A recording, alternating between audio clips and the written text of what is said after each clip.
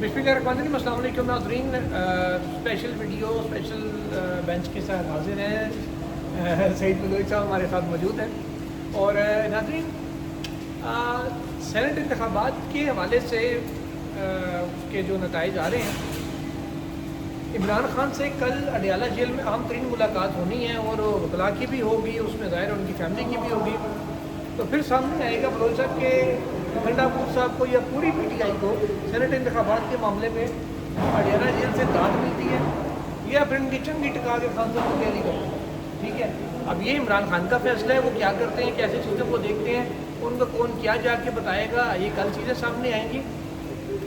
इसके अलावा इमरान खान की ज़िंदगी को ख़तरा है, इस मामले पर सुप्रीम कोर्ट ऑफ पाकिस्तान में एक बड़ी दरख्वास्त दायर हुई है। उस दरख्वास्त की तफसीलात आपसे शेयर करेंगे। साथ ही साथ आपको उससे पहले बताते जाएँ, पेशावर हाई कोर्ट में जो मखसूस सीटों का हलफ हुआ, पेशावर हाई कोर्ट के चीफ जस्टिस ने बगैर कार्रवाई किए आइन के आर्टिकल 55 का गालिबन इस्तेमाल किया और इलेक्शन कमीशन की दरख्वास्त पे गवर्नर को नामजद कर दिया। स्पीकर असम्बली ने उसी फैसले को चैलेंज कर दिया और हाई कोर्ट के 2 रुकनी बेंच ने अपने ही चीफ जस्टिस की फैसले के खिलाफ अपील पर समाअत की और उनको नोटिस जारी कर दिए, हुकूमत को, इलेक्शन कमीशन को और अटॉर्नी जनरल ऑफिस को, और उनसे मामलत भी तलब कर ली है। इसके साथ ही साथ इस्लामाबाद हाई कोर्ट से वज़ीर-ए-आज़म और वफाकी काबीना को तौहीन अदालत के नोटिस जारी हुए हैं। इनकी तरह तफसीलात आपसे पता, इसी खबर से आगाज़ करते हैं। लोग साहब, अगर जस्टिस अतीक शाह साहब का फैसला पेशावर हाई कोर्ट का 2 रुकनी बेंच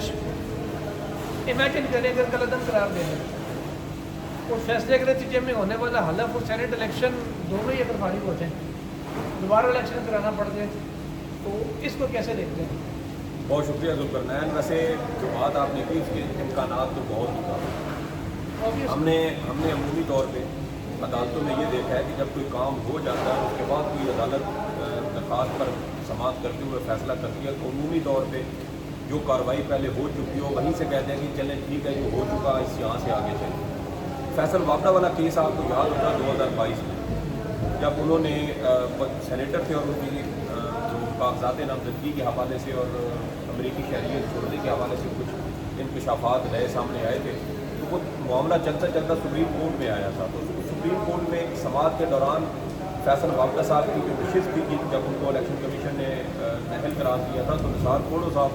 सिंध से उसके ऊपर सेनेटर मुंतखब हो गए। उस वक्त ये case supreme court of Pakistan में ज़ेर समाअत था।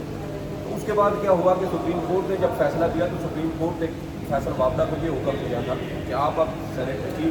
चीफ जो है चेयरमैन सेनेट है उनके पास जाएँ और वहाँ जाकर अपना इस्तीफ़ा उनके पास जमा करवाएं, क्योंकि उस वक्त तक सेनेट के इंतखाबात का जो मामला कराची की नशिस्त पर था वो पूरा हो चुका था। सुप्रीम कोर्ट चाहती तो निसार खोड़ो को वो उनको दोबारा डीसीट कर सकती थी और कहती इलेक्शन कमीशन को दोबारा इन दोनों उम्मीदवारों के दरमियान या तो इलेक्शन करवाएं या फैसल वापडा को उनकी सीट के ऊपर बहाल किया जाता है। लेकिन सुप्रीम कोर्ट ने ये दोनों काम नहीं किए थे, बल्कि फैसल वापडा को जी फैसल वापडा के केस के दौरान बेंच का बंदियाल साहब सरबराही कर रहे थे, मंसूर अली शाह साहब और आयशा मलिक साहिबा थी। फैसल वापडा जब तक इमरान खान के साथ खड़े हुए थे, ठीक है,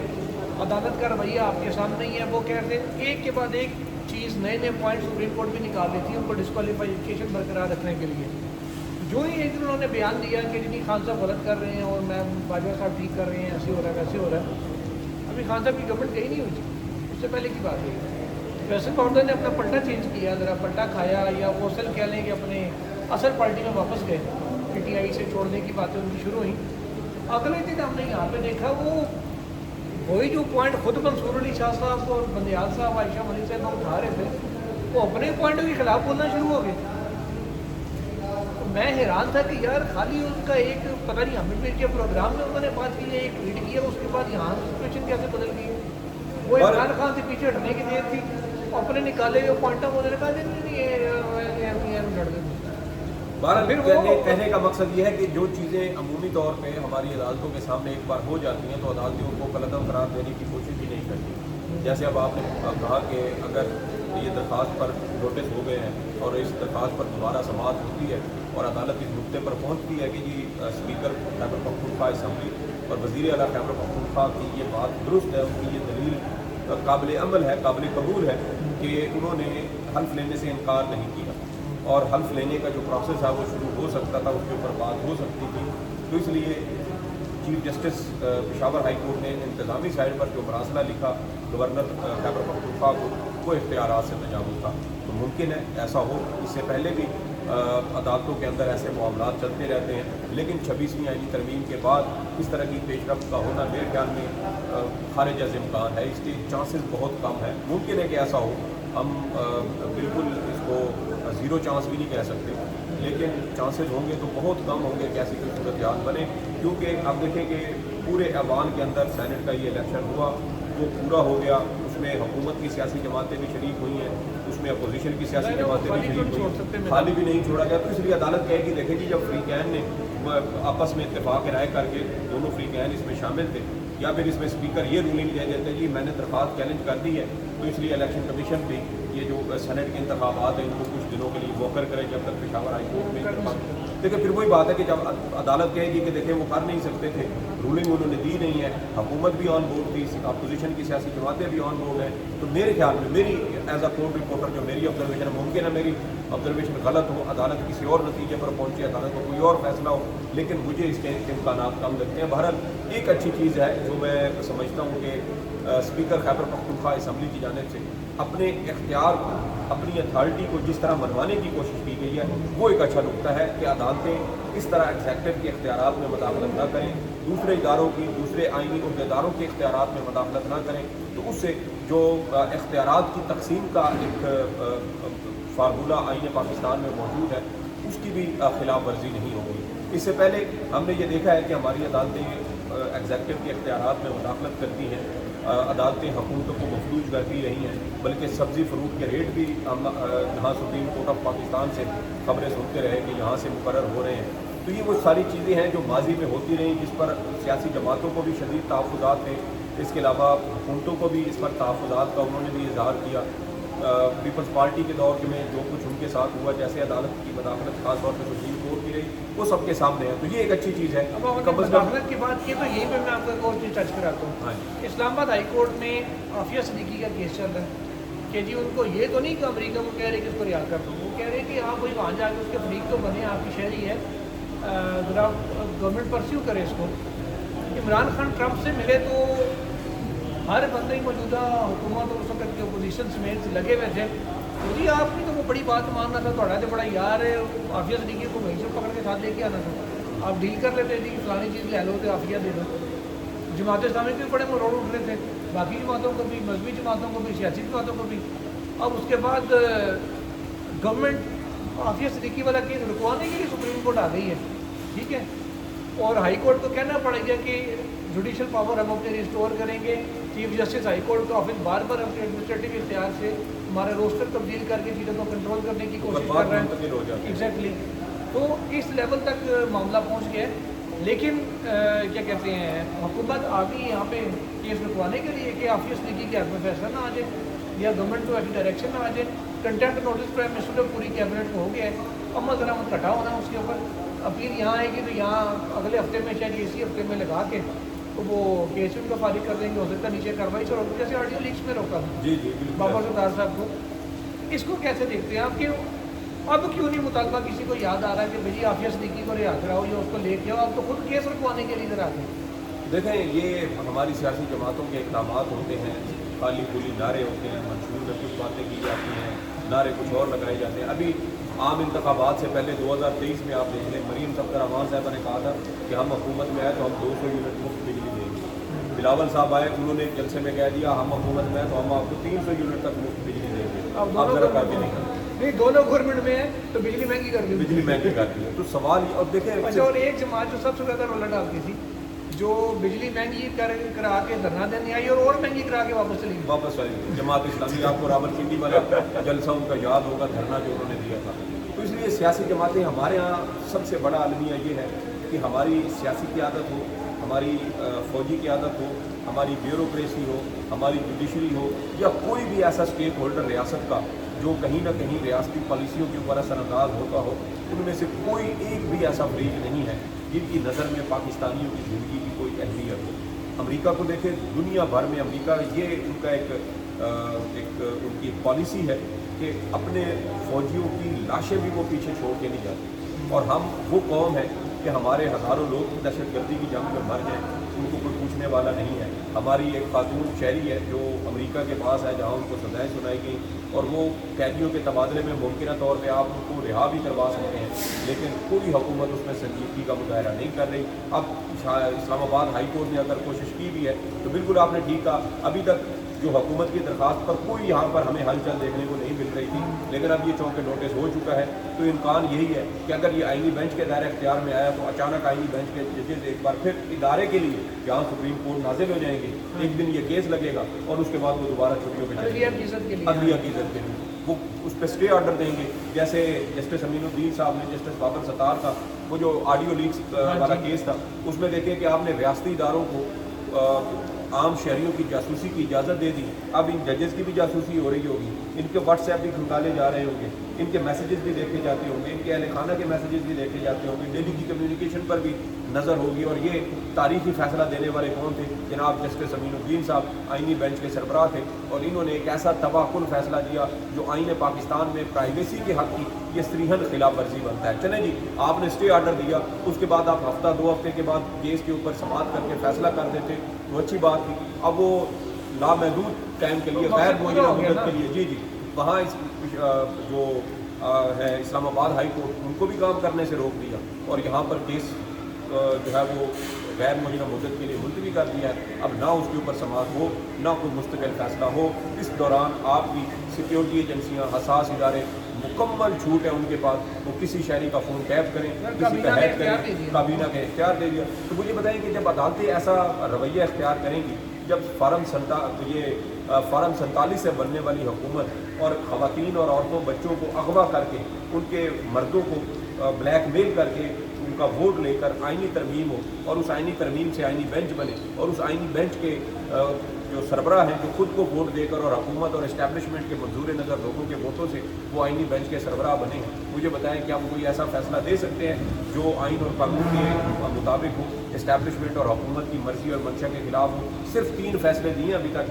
یہ تقریباً کوئی 9 مہینوں میں آئینی بینچ ہے، اور تینوں فیصلے حکومت اور اسٹیبلشمنٹ کے حق میں ہیں. ہر 3 مہینے میں ایک دے دی اور آپ کیا چاہتے ہیں؟ ہاں، یہ بھی ایک اچھی بات ہے. تو اس لیے دیکھیں کہ مجھے کوئی امید نہیں ہے یہ یہاں پہ بینچ بیٹھے گا اچانک کیس مقرر ہوگا اور وہ ان کو کام کرنے سے روک دیا جائے گا. چلیں ایگزیکٹلی یہی ہونا ہے، انشاءاللہ آپ کے مدعے پہ پورا اتریں گے، آپ نے پریشان نہیں ہونا. نہیں دیکھیں اچھا آگے آتے ہیں، اتنی اوپن ہو رہی ہے نا. پہلے لوگ کہتے تھے کہ یار یہ کیسے آپ ایک چیز کو جج کر لیتے ہیں، دیکھ لیتے ہیں، یہ اس چیز کے بارے میں رائے کر لیتے ہیں. اب ہم اوپن ہو رہا ہے نا سر، ہم پھر مارجن دیتے ہیں، وہ پبلک کو ٹویٹر پہ دیکھیں وہ دیکھیں، وہ جو وہاں پہ ہوتا ہے وہ تو ہم یہاں بول بھی نہیں سکتے. ایگزیکٹلی. اچھا آگے آتے ہیں، اب سینٹ الیکشن کے حوالے سے کل عمران خان صاحب سے ملاقاتیں ہونی ہیں، ان کی بہنوں کی بھی ہوگی، 2 بہنیں ملیں گی، ہو سکتا ہے کوئی 1-2 وکیل بھی ملیں. تو آپ کو کیا لگتا ہے کہ اڈیالہ سے سرزنش ہوگی یا اڈیالہ سے داد ملے گی، یا خان صاحب کہیں گے بس ٹھیک ہے جو ہے سو ایمٹی بہت اسی سے قابل ہے؟ دیکھیں عمران خان صاحب کا کل کا بیان انتہائی اہمیت کا حامل، اہمیت کا حامل اس وجہ سے ہے کیونکہ یہ ایک ایسا معاملہ ہے جس کی وجہ سے پی ٹی آئی کے اندر بہت دراڑ پیدا ہو چکی ہے. ابھی 2 دن پہلے جب پی ٹی آئی کی سیاسی کمیٹی کا اجلاس ہوا جس میں امریکہ سے ڈاکٹر عارف علوی صاحب بھی شریک تھے، اب اس اجلاس کے دوران ہمیں پی ٹی آئی ذرائع سے پتہ چلا کہ علی امین گنڈا پور صاحب اتنی سخت زبان انہوں نے استعمال کی، کارکنوں کو برا بھلا کہا، سوشل میڈیا کو برا بھلا کہا، اور ان کا رویہ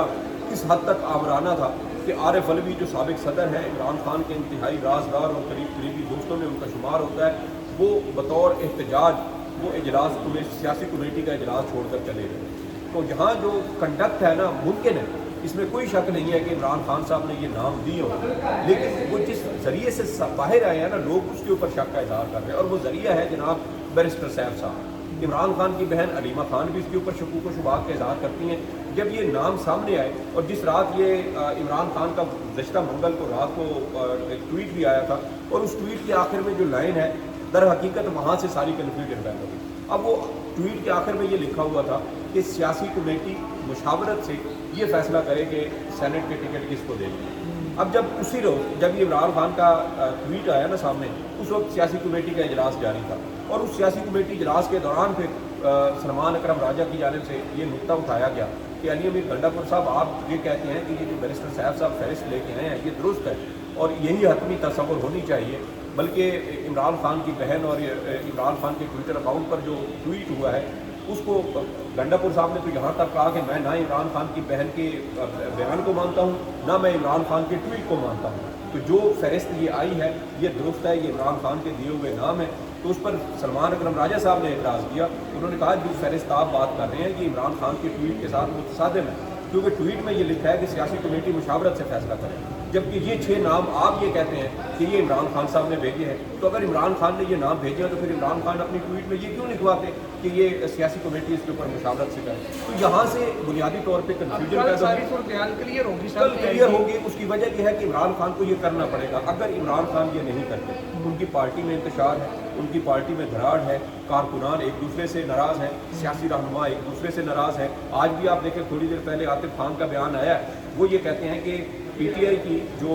کے پی کی کمیٹی تھی انہوں نے جو نام عمران خان کو بھجوائے تھے اور غور خان کو بھی اور سلمان اکرم راجہ صاحب کو بھی دیے تھے، وہ عمران خان تک پہنچے ہی نہیں۔ پھر آپ یہ دیکھیں کہ پی ٹی آئی کے پی کے صدر اور پی ٹی آئی کے پی کے سیکرٹری جنرل علی اصغر خان کی جانب سے 3-4 روز پہلے ایک فہرست سامنے آئی۔ اب اس فہرست میں دیکھیں تو اس کے اندر ان لوگوں کے نام ہی نہیں ہیں جو آج جنہوں نے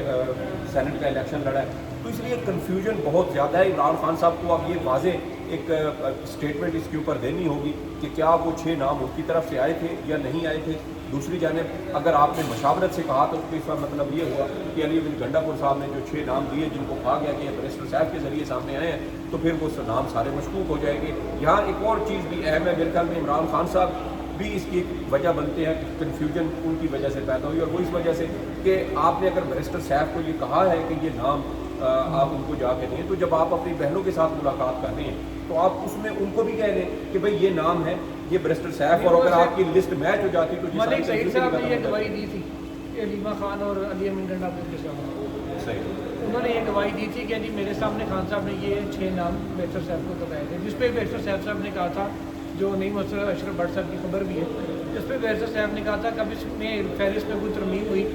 میں نہیں ہونے دوں گا، کیونکہ پھر کل بھی عمران خان باہر آئیں گے، میں ان کے سامنے کیا منہ لے کے جاؤں گا کہ آپ نے مجھے کچھ اور بتایا، آگے فیصلہ کچھ اور ہوا۔ خیر اب کل صورت حال کلیئر ہوگی۔ اب تھوڑی سی عدالتی جو درخواستیں ہیں بڑی، اس کا ذکر کر کے پھر ویڈیو کلوز کرتے ہیں۔ سپریم کورٹ میں ناظرین ایک درخواست دائر ہوئی ہے جس کے یہ قاضی انجینئر قاضی سلیم صاحب ہیں، اکثر وہ ایسی درخواستیں دائر کرتے ہیں، اوورسیز پاکستانی ہیں، ان کی جانب سے صدا یہ کی کہ اس میں علیمہ خان صاحبہ کو حکومت کو ان کو فریق بنایا گیا اور کہا کہ علیمہ خان نے یہ بیان دیا ہے کہ عمران خان کی زندگی خطرے میں ہے، ان کی جان کو خطرہ ہے اڈیالہ جیل کے اندر۔ قاضی سلیم صاحب کا موقف یہ ہے کہ میں نہ کبھی عمران خان سے ملا ہوں، نہ میرا کسی سیاسی جماعت سے کوئی تعلق ہے، لیکن وہ ایک پاپولر لیڈر ہے، ملک کے قوم کے لیڈر ہیں، لہٰذا اور وہ چاہتے بھی ہیں کہ جی وہ کوئی ڈیل نہ کریں اور وہ جیل کے اندر ہی مرنا پسند کریں گے کوئی ڈیل کرنے کے بجائے۔ وہ کہتے ہیں کہ سپریم کورٹ مداخلت کرے، ان کی زندگی کو خطرہ ہے، ان کی زندگی کو بچائے، بنیادی حقوق کی ضامن ہے، لائف ٹو لائف آئینی حق ہے۔ وہ کہتے ہیں عمران خان کو استدعا یہ کی گئی ہے کہ نکال کے کسی قریبی عربی ملک میں، نیز کے UAE میں انہوں نے کہا کہ ان کو شفٹ کر دیا جائے، وہاں ان کے بچے بھی آ کے ان سے ایزیلی مل سکیں گے، اور علیمہ خان صاحبہ بھی ان کے ساتھ چلی جائیں، یا وہاں نہیں جانا چاہتی تو آتے جاتے ملاقات ان سے ہوتی رہے۔ وہ کہتے ہیں کہ اس سے عمران خان کا ڈیل نہ کر کے جیل میں ہی رہنے والا جو ہے وہ بھی ان کا برقرار رہے گا، تو انہوں نے ڈیل نہیں کی، عدالت اپنے سر لے کے معاملہ کر دے تاکہ ایک قوم کے لیڈر کی جو ہے نا وہ زندگی بھی بچ جائے اور ملک انتشار سے بھی بچ جائے۔ یہ انہوں نے تجویز سپریم کورٹ کو دی ہے۔ درخواست اور اس کا مطلب درخواست ہے نہیں سنیں، قاضی سلیم صاحب کی پہلے بھی کافی درخواستیں ہیں، اور درخواست ہے ناظرین 1843 کی، یا اس پہ اعتراض لگے گا یا لگے گی بھی تو آئینی بینچ کے سامنے لگے گی، اگر تسی آپ سے آنے ہو، اور آئینی بینچ اس وقت ہے نہیں، ہاں جی وہ ہے نہیں، کے بعد آئے گا، تو یہ سمجھے کہ یہ درخواست بھی داخل دفتر کی نہیں ہے، داخل دفتر ہوئی اور اعتراض لگتا نہیں لگتا، یہ پھر اس موقع پہ دیکھا جائے گا۔ اچھا اگلی یہ ہے کہ PTI نے 2 درخواستیں دائر کی ہیں، ایک عمران خان صاحب کی طرف سے کنٹمپٹ کی درخواست آئی ہے ہائی کورٹ میں، ایک آئی ہے اسپیشل جج سینٹرل کو، جس کے اندر یہ کہا گیا کہ جیل میں جو سہولیات میسر ہونی چاہیے تھیں وہ سہولیات دستیاب نہیں ہیں، تو آرڈر عدالت نے دیا تھا کہ ان کو تمام سہولیات فراہم کی جائیں، لیکن وہ سہولیات کیونکہ فراہم نہیں کی جا رہی، لہٰذا توہین عدالت کی کارروائی اڈیالہ جیل اسلامی کے خلاف کی جائے۔ وہ اچھا مختصر تبصرہ کریں گے۔ دیکھیں آپ کو یاد ہے کہ اسلام آباد ہائی کورٹ نے ایک آرڈر کیا تھا جس میں عمران خان کے حوالے سے کہا گیا تھا کہ ان کی ملاقاتیں بھی کروائی جائیں، اس کے علاوہ ان کی خوراک کے حوالے سے، ان کی ورزش کے حوالے سے، ان کے بچوں کے ساتھ ٹیلی فونک گفتگو کروانے کے حوالے سے ہدایات دی گئی تھی، لیکن ان پر عمل درآمد نہیں ہو رہا تھا۔ عمران خان کی بہنیں بھی گزشتہ 3-4 ہفتوں سے مسلسل اس بات کا شکوہ شکایت کر رہی تھی کہ عمران خان کی بیٹوں کے ساتھ بات نہیں کروائی جاتی، بلکہ جو گزشتہ ملاقات ہوئی اس میں تو یہاں بھی یہ بھی کہا گیا کہ عمران خان کے جو